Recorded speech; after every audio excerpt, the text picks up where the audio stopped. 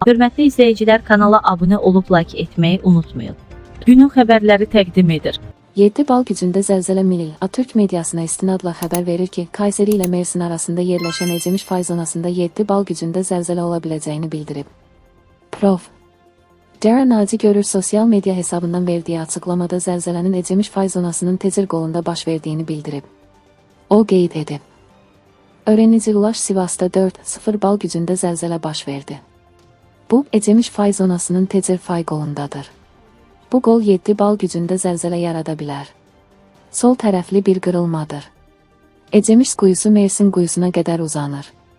Görürün sözlərinə görə bu fay xətti seismik cəhətdən aktivdir və potensial böyük zəlzələ riski daşıyır. Onun bu açıqlamaları xüsusilə Kayseri, Niğde, Adana və Mersin bölgələrində yaşayanlar üçün xəbərdar edici siqnal kimi qiymətləndirilir.